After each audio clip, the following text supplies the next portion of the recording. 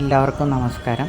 നമ്മളിപ്പോൾ നിൽക്കുന്നത് പുരി ജഗന്നാഥ ക്ഷേത്രത്തിൻ്റെ മുന്നിലാണ്. കിഴക്കേ ഗോപുരത്തിൻ്റെ മുന്നിൽ. ഇവിടെ നടക്കുന്നത് ഇപ്പോൾ ഫ്ലാഗ് ചേഞ്ചിങ് സെറിമണി അഥവാ പതാക മാറ്റുന്ന ഒരു ചടങ്ങാണ്. ഇത് എല്ലാ ദിവസവും വൈകുന്നേരം നടക്കുന്നൊരു ചടങ്ങാണ്. ഇത് മഴയായിക്കോട്ടെ, വെയിലായിക്കോട്ടെ, മഞ്ഞായിക്കോട്ടെ, എല്ലാ ദിവസവും വർഷത്തിൽ 365 ദിവസവും നടക്കുന്നൊരു ചടങ്ങാണ്. ഇത് വളരെ പ്രാധാന്യമുള്ളൊരു ചടങ്ങാണിവിടെ. ഇത് ഏതെങ്കിലും കാരണവശാൽ മുടങ്ങിക്കഴിഞ്ഞാൽ ഇവിടെ പുണ്യാഹവും മറ്റ് പരിഹാരക്രിയകളും അനുഷ്ഠിക്കേണ്ടതായിട്ടുണ്ട്. അപ്പോൾ ഇത് മാനുവലിയാണ് നടത്തുന്നത്. ഇത് ഏണിയോ മറ്റ് ഉപകരണങ്ങളോ ഒന്നുമില്ലാതെ വെറും കയർ മാത്രം ഉപയോഗിച്ച് വളരെ സ്കിൽഡും എക്സ്പീരിയൻസുമുള്ള ആൾക്കാർ പുതിയതായിട്ട് സ്ഥാപിക്കേണ്ട ആ പതാകയും ബാക്കി അവിടെ തൂക്കേണ്ട തോരണങ്ങളും മറ്റും ഒരു ഭാണ്ഡത്തിലാക്കി തങ്ങളുടെ പുറകിൽ വെച്ച് കെട്ടി ഈ കയറിൽ തൂങ്ങിയാണ് അള്ളിപ്പിടിച്ചാണ് കയറുന്നത്. എന്നിട്ട് അവിടെ കെട്ടേണ്ട തോരണം അവർ അൺഫോൾഡ് ചെയ്തു. എന്നിട്ട് ഇതവർ അതിന് ചുറ്റും 4 വശത്തും ഓരോരോ കൊളുത്തുകൾ പോലെയുണ്ട് ഈ ശ്രീകോവിലിൻ്റെ മുകളിൽ. അത് അവിടെ അവർ വെച്ച് പിടിപ്പിക്കുന്നതാണ്. അതുപോലെ ആ മുകളിൽ ആ ധ്വജത്തിൽ, ആ ചക്രത്തിന് മുകളിൽ സ്ഥിതി ചെയ്യുന്ന ആ പതാകയും മാറ്റുന്നതാണ്. ഇവിടുത്തെ പതാകയിൽ നമുക്ക് കാണാൻ സാധിക്കുന്നത് ഒരു സൂര്യനെയും ചന്ദ്രനെയുമാണ്. ഇത് പൊതുവെ പുരിയിലുള്ള ബാക്കിയുള്ള ക്ഷേത്രങ്ങളിലും പൊതുവെ ഒറീസയിലുള്ള ക്ഷേത്രങ്ങളിലെ വൈഷ്ണവ ക്ഷേത്രങ്ങളിൽ കാണുന്നൊരു ചിഹ്നമാണ്. ഇത് ശിവക്ഷേത്രമായാൽ ഇത് ത്രിശൂലവും, ദേവീക്ഷേത്രമായാൽ രണ്ടും, അതായത് സൂര്യചന്ദ്രന്മാരെയും ത്രിശൂലവും കാണാവുന്നതാണ്. ഈ ക്ഷേത്രത്തിന് 4 ഗോപുരങ്ങളാണ് ഉള്ളത്. കിഴക്കേ ഗോപുരം സിംഹദ്വാർ എന്നും,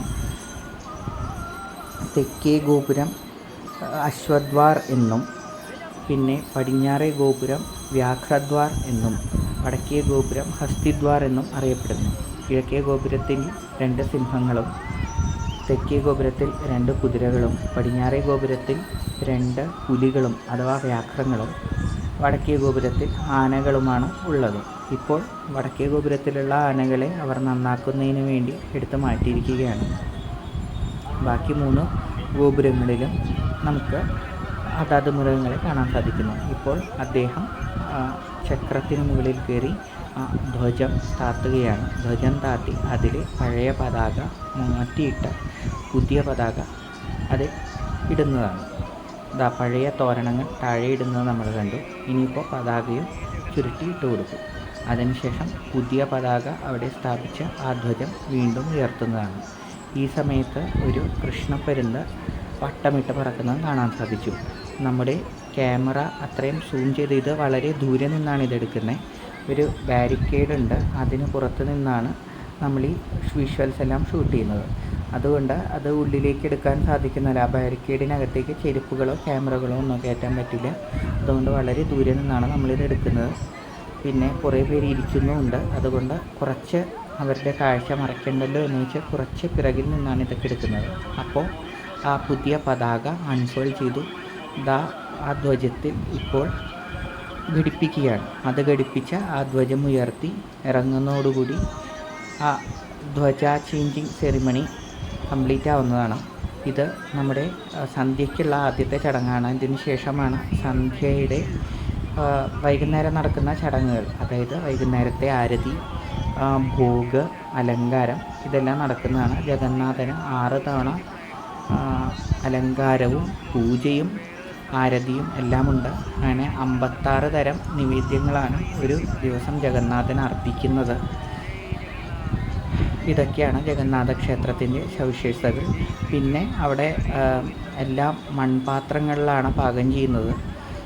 എല്ലാ ദിവസവും പുതിയ മൺപാത്രം ഒന്നിനു മുകളിൽ ഒന്നായിട്ട് 7 പാത്രങ്ങൾ വെച്ചാണ് അവർ പാചകം ചെയ്യുന്നത്. വിറക് മാത്രമേ ഉപയോഗിക്കൂ, വെള്ളം കോരി മാത്രമേ എടുക്കൂ. അവിടെ ഉപയോഗിക്കുന്ന കൂട്ടുകൾ എല്ലാം അമ്മിയിൽ അരച്ചാണ് ഉപയോഗിക്കുന്നത്.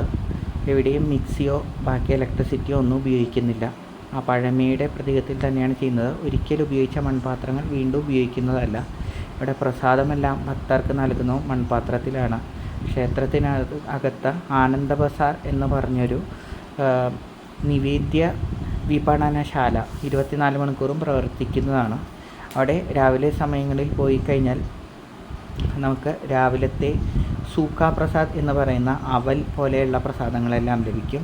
അതേപോലെ ഉച്ചയ്ക്ക് 12 മണിക്ക് ശേഷം അന്നപ്രസാദവും ലഭിക്കുന്നതാണ്. അത് വളരെ ഇവിടുത്തെ ഐതിഹ്യമനുസരിച്ച് ഇവിടെ ഉണ്ടാക്കുന്ന ഭക്ഷണം ഒരിക്കലും തികയാതെ വരില്ല എന്നാണ്. ഇത്രയും പറഞ്ഞുകൊണ്ട് അവസാനിപ്പിക്കുന്നു.